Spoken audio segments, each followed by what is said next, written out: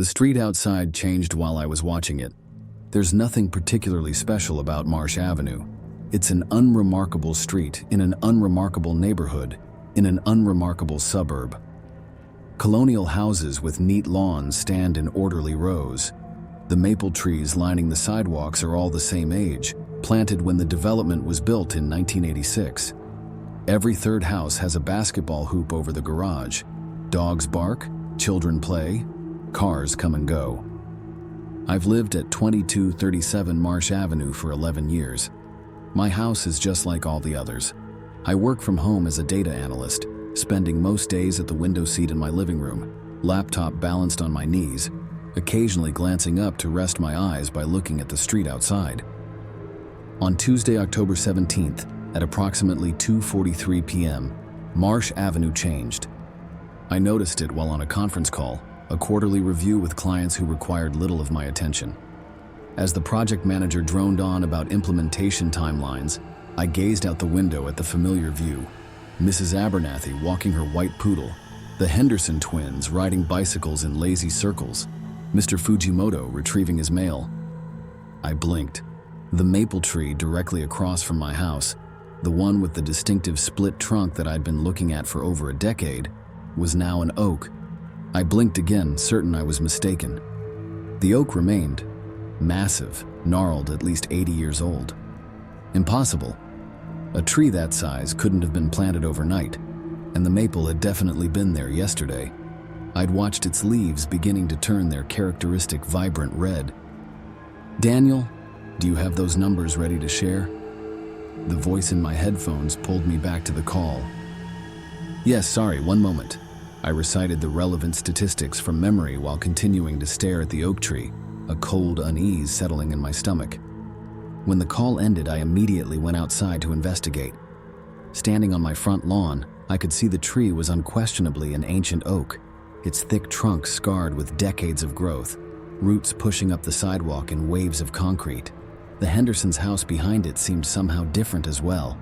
The blue shutters I remembered were now a deep green, and a stone birdbath I'd never seen before stood in their front yard. Beautiful old thing, isn't it? I turned to find Mrs. Abernathy and her poodle beside me, except the dog wasn't white anymore. It was black. "The tree," I said cautiously. "Has it always been there?" She laughed, the same tinkling laugh I'd heard 1,000 times before. "What a question! Of course it has. That oak's been here since before the neighborhood was built. They designed the street around it." She peered at me curiously. "Are you feeling all right, Daniel?" "You look pale." "I'm fine," I lied. "Just working too hard." She nodded sympathetically and continued her walk, the black poodle trotting alongside her. I returned to my house trying to rationalize what I'd seen. Perhaps I'd simply never noticed the tree was an oak. Perhaps the Hendersons had painted their shutters and installed a bird bath. Perhaps Mrs. Abernathy had a new dog that looked similar to her old one. Perhaps I was losing my mind. Back at my window seat, I opened my laptop and searched my photo archives. I had hundreds of pictures taken from this very window over the years. Documentation of snowstorms, sunsets, neighborhood block parties. I found one from last summer that clearly showed the street. A maple tree stood across from my house. The Hendersons' shutters were blue. In the corner of the frame, Mrs. Abernathy walked a white poodle. My throat tightened. I looked up from the laptop to confirm what I was seeing outside. Oak tree, green shutters. And when Mrs. Abernathy rounded the corner at the end of the street, a black poodle trotted beside her. I spent the rest of the afternoon documenting the changes, creating a spreadsheet of discrepancies between my memories, supported by photographs, and the current reality. By evening, I had cataloged 7 definite alterations to Marsh Avenue. Maple tree, oak tree, blue shutters, green shutters, no bird bath, stone bird bath, white poodle, black poodle, red fire hydrant, yellow fire hydrant, the Miller's mailbox, plain black, the Miller's mailbox, decorative with painted flowers. No street lamp on the corner, vintage style street lamp on the corner. Small changes, inconsequential changes, but changes that were verifiably real and seemingly impossible. That night, I barely slept. When I did, I dreamed of the street slowly transforming, houses shifting positions, colors bleeding like watercolors left in the rain. I woke at dawn, my sheets damp with sweat, and immediately went to the window. Marsh Avenue looked normal in the gray morning light. The oak tree still stood where the maple had been, but nothing else seemed to have changed overnight. I felt a temporary relief until the school bus arrived. Every weekday at 7:22 a.m., the elementary school bus stopped at the corner of Marsh and Sycamore to collect the neighborhood children. I'd seen it hundreds of times, a standard yellow bus with District 17 painted on the side.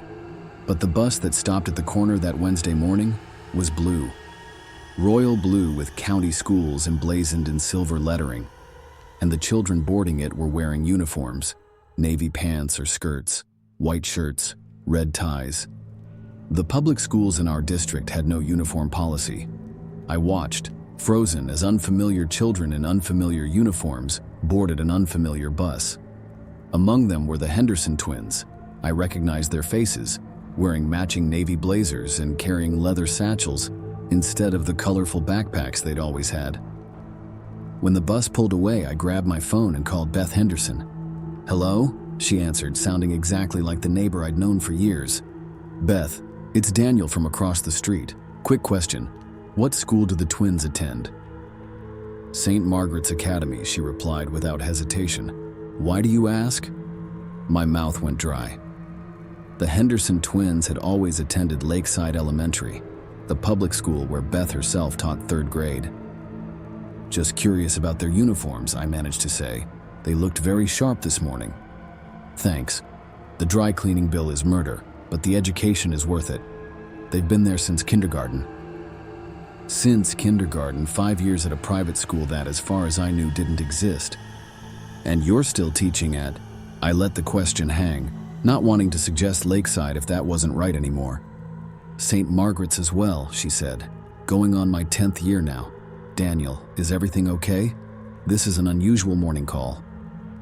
"Everything's fine," I lied again. "Sorry to bother you." After hanging up, I immediately searched online for St. Margaret's Academy. It existed.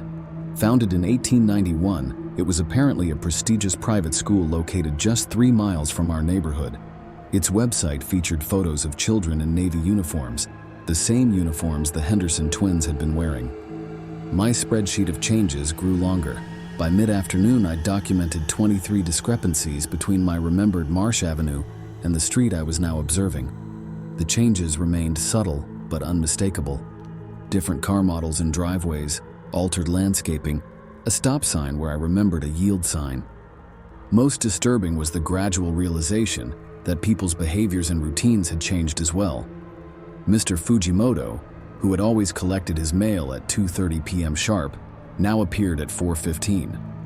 The teenage Liu boys, who I'd regularly seen practicing basketball in their driveway, were now outside with easels, apparently painting landscapes. The elderly Mr. Grayson, who had used a walker for as long as I'd known him, now jogged past my house in athletic wear. I began to wonder if I should speak to a doctor. Psychological conditions can certainly cause false memories or perceptual distortions, but the photographs in my possession confirmed my recollections, unless those had somehow changed too. With mounting dread, I checked my digital photo archives again. The images that had shown maple trees yesterday now showed oak trees. Mrs. Abernathy's poodle was black in every photo. The Hendersons' shutters had always been green. My evidence was vanishing, reality rewriting itself even in my documentation. I rushed to my filing cabinet where I kept printed photographs. In trembling hands, I held pictures from the neighborhood block party 3 summers ago. Oak tree, green shutters, black poodle.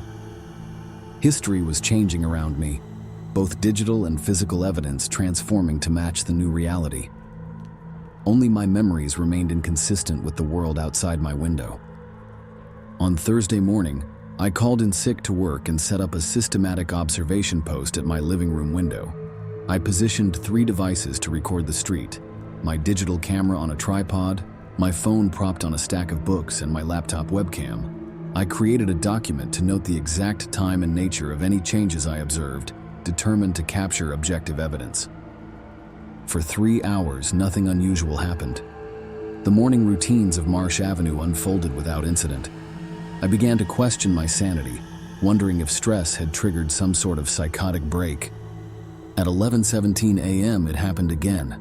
I was looking directly at the Morales house, 3 doors down on the opposite side.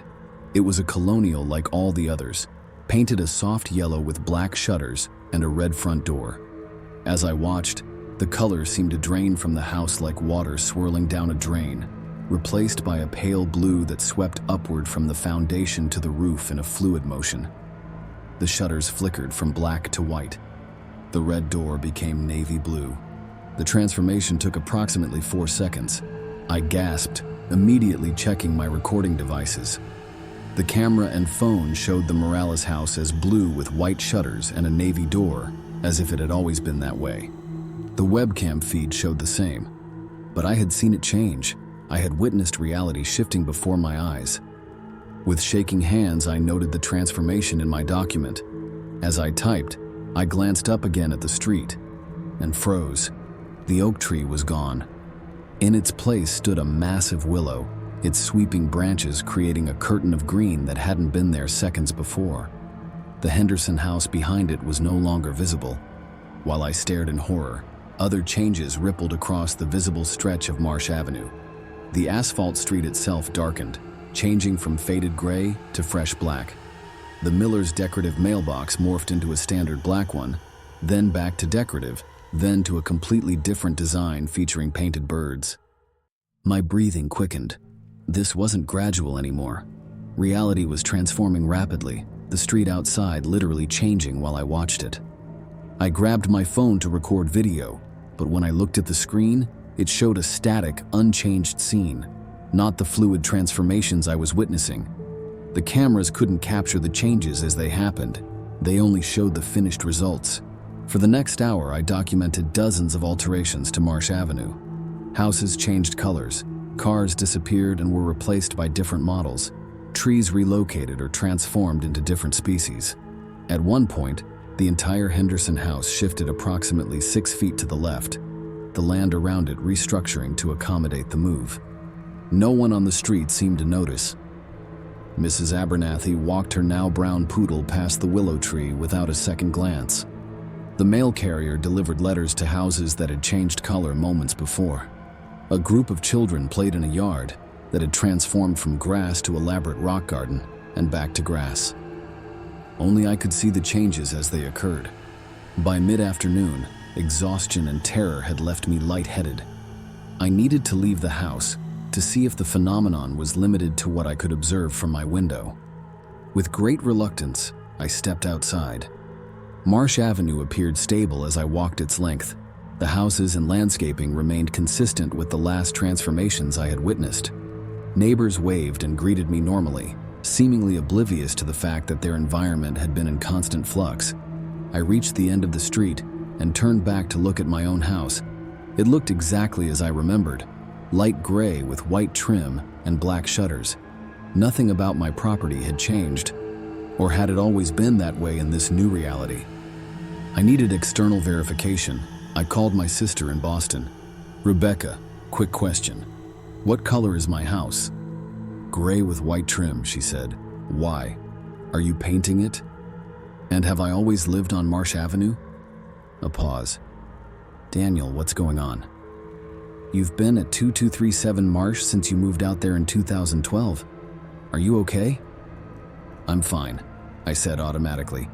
"Just double-checking something for insurance purposes." After hanging up, I walked back toward my house, studying the street with renewed attention.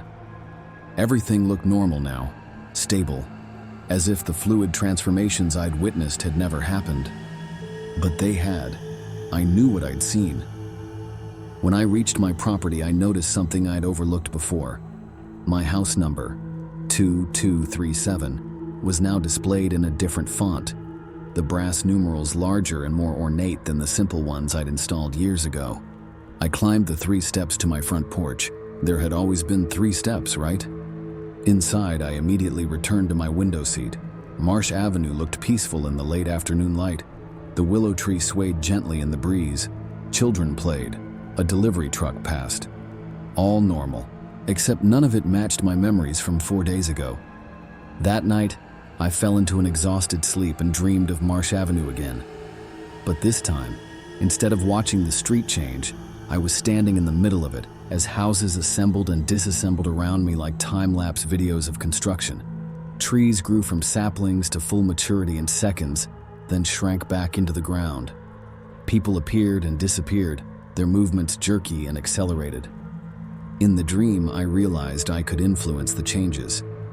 When I thought about the maple tree, it briefly reappeared where the willow now stood.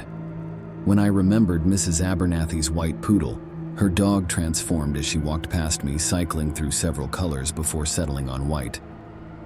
I woke with a start, a terrible idea forming in my mind.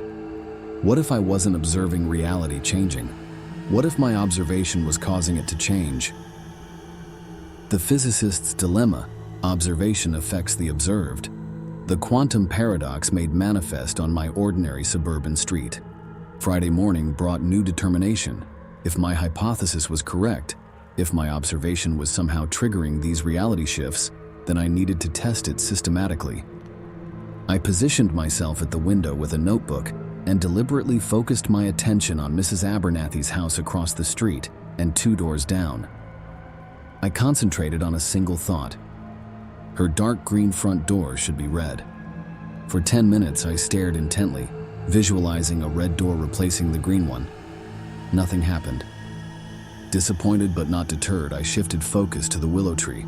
I pictured it transforming back into the maple I remembered from earlier in the week, visualizing every detail of its structure and coloring. 20 minutes passed without change. Just as I was about to give up, a strange vibration seemed to pass through the air outside, like heat distortion on asphalt, but affecting the entire visible street. For a brief moment, Marsh Avenue seemed to wobble as if I were viewing it through rippling water. When the distortion cleared, the willow was gone. A maple tree stood in its place. A chill ran down my spine. It had worked. My focused attention had changed reality. Over the next several hours, I conducted more experiments, attempting to restore Marsh Avenue to the version I remembered. Sometimes my efforts succeeded. The Henderson shutters returned to blue. Mrs. Abernathy's poodle flickered back to white. Other times, my concentration produced unexpected results. Mr. Fujimoto's silver sedan transformed not into the black SUV I remembered, but into a red convertible I'd never seen before. Most disturbing was the realization that I couldn't always control the changes back. When I looked away and then back again, some of my corrections had reverted or transformed into something entirely new. The maple tree became an elm. The poodle turned gray. Reality seemed increasingly unstable, as if each change I initiated created ripples of further transformations beyond my control. By sunset, Marsh Avenue had become a patchwork of incongruous elements, some from my original memories, some from the changed reality I'd first noticed on Tuesday, and some completely new configurations that matched neither version. As darkness fell, lights came on in houses up and down the street, illuminating windows that gaped like eyes watching me back. I closed my blinds for the first time in days, unable to bear the sight of what I'd done to my once familiar neighborhood. That night, a knock at my door startled me from a restless attempt at sleep. I approached cautiously, peering through the peephole to see Mrs. Abernathy standing on my porch, alone, without her dog. Her normally pleasant expression was replaced by something more severe. Against my better judgment, I opened the door. "Daniel," she said, her voice not quite matching the tinkling laugh I remembered. "We need to talk about what you're doing." My mouth went dry. "What do you mean?" "The street," she said simply. "You're changing it." A wave of dizziness washed over me. You've noticed?" "We've all noticed." She gestured vaguely toward the other houses. "Every time you look out that window, reality shifts. You're destabilizing the entire block." "How is that possible?" I whispered. "How can my observation change physical reality?" Mrs. Abernathy tilted her head, studying me with an intensity I'd never seen in her eyes before. "Who said anything about observation? It's not your seeing that changes things, Daniel. It's your remembering." She stepped closer, lowering her voice. "Your memories are bleeding through.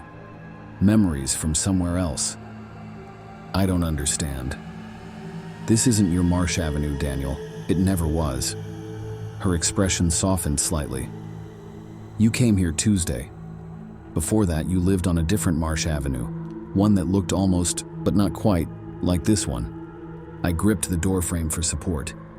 "That's impossible. I've lived here for 11 years. "You've lived on a Marsh Avenue for 11 years, she corrected. "But not this one. The boundaries are thin here. Sometimes people slip through from adjacent realities without noticing. Usually their minds adjust quickly, adopting the history of their new location. But you," she shook her head, "your memories are too strong. They're overriding our reality." "Adjacent realities?" I repeated numbly. "You're talking about parallel universes. Call them what you want. Branches, alternatives, parallels." She waved dismissively. "The point is, your memories of your original Marsh Avenue are so vivid, so detailed, that they're reshaping our version.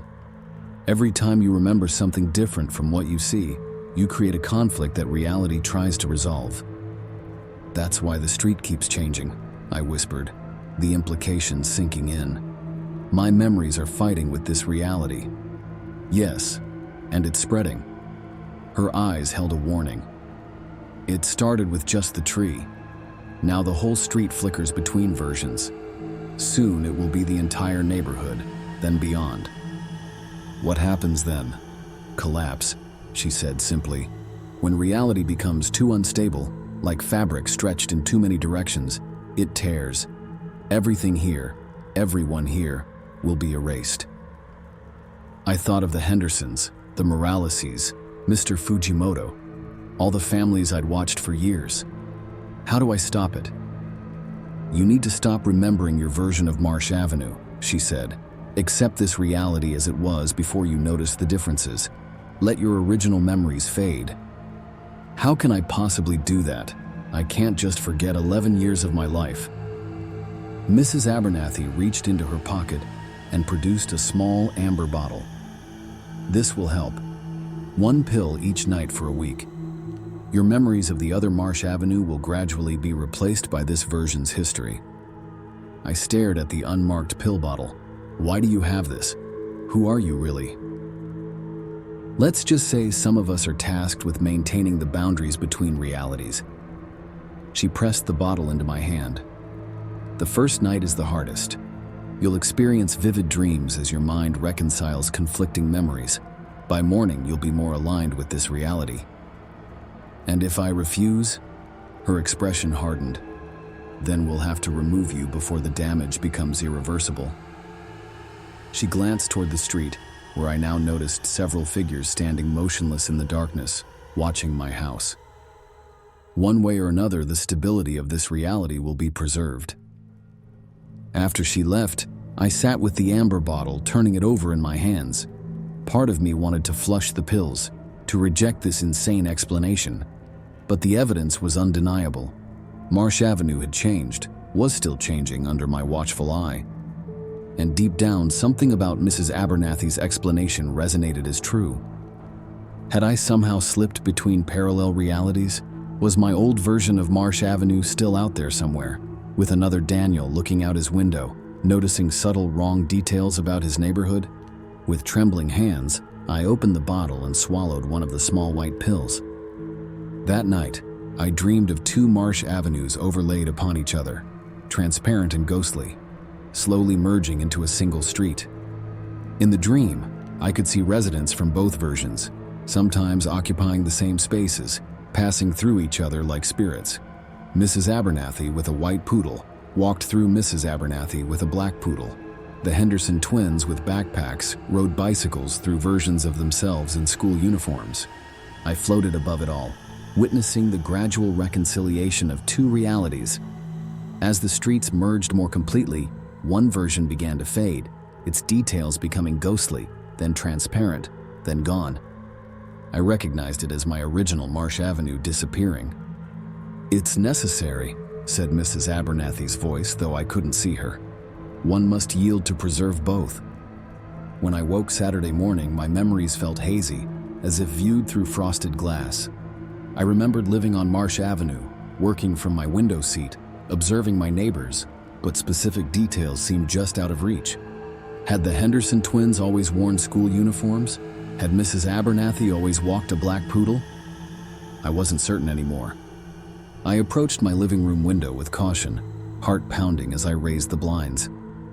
Marsh Avenue stretched before me, peaceful in the morning light. An oak tree stood across from my house. No, a maple? I blinked, and it settled firmly into an oak, ancient and sprawling. Of course, the old oak had always been there, preserved when they built the neighborhood around it. Throughout the day, I found my memories subtly shifting.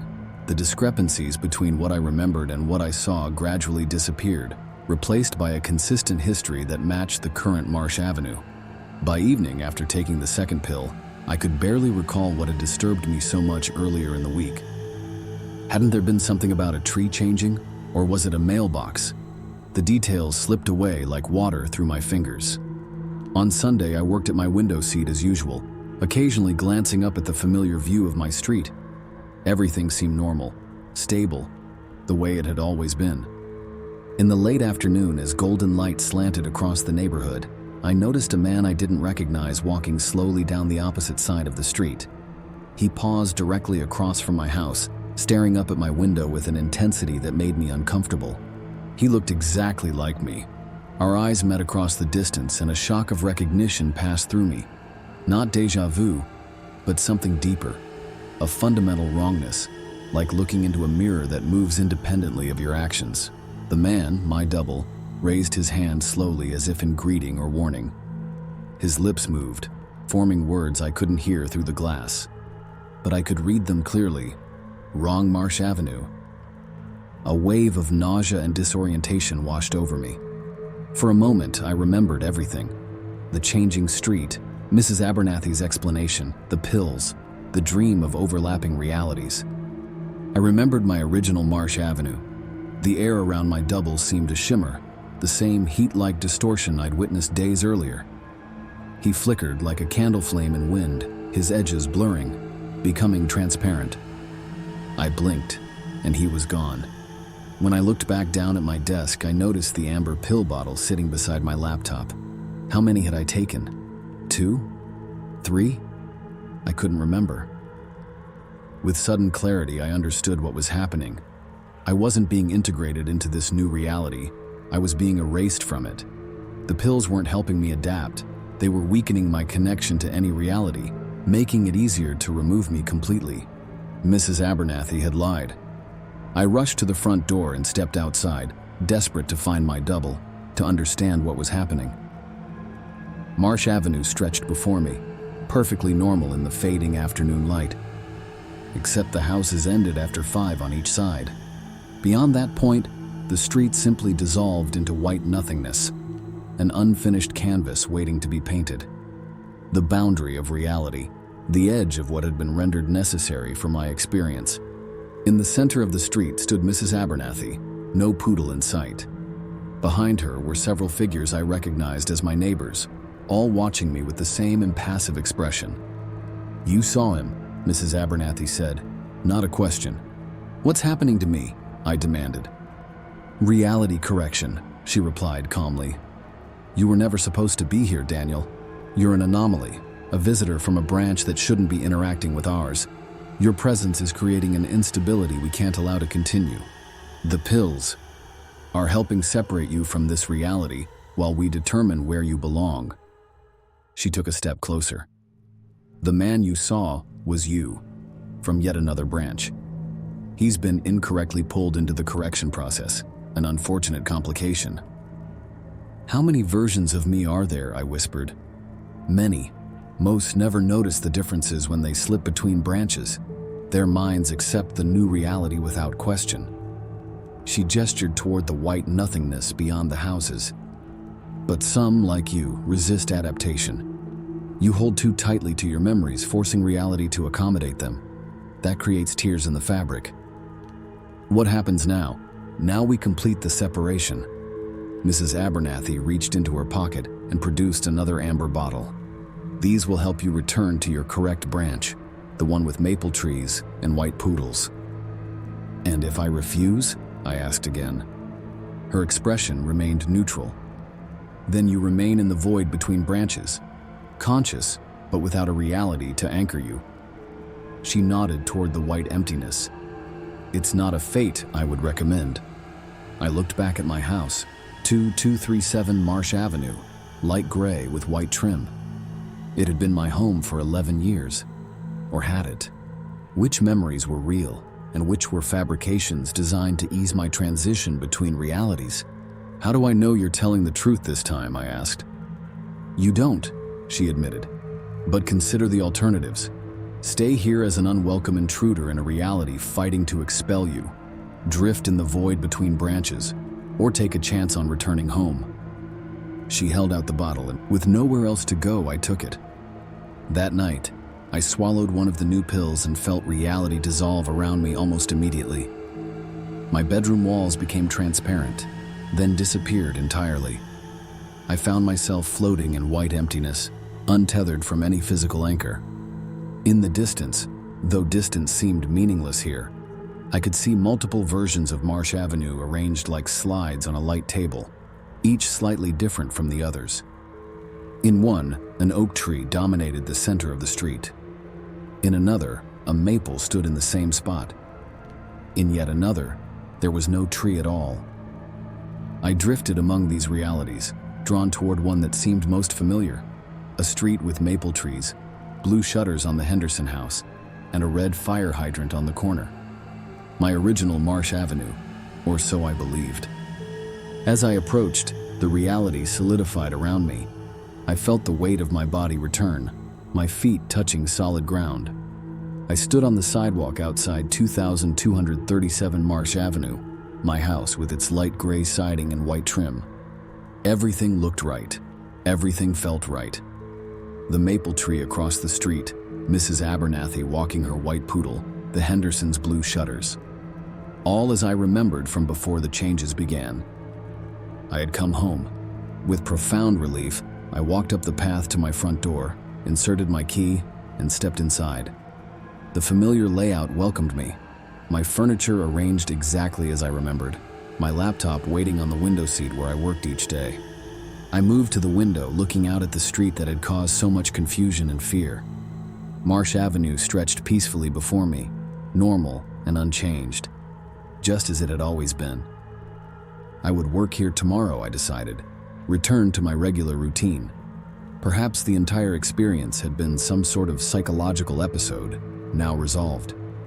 As I turned away from the window, something caught my eye, a small amber pill bottle sitting on the side table, empty. Had I used them all? I couldn't remember. With sudden unease, I looked back at the street. Everything seemed perfect. Too perfect.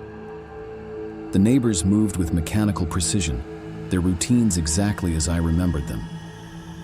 Mrs. Abernathy and her white poodle reached the corner at exactly 5:30 p.m., just as they always had.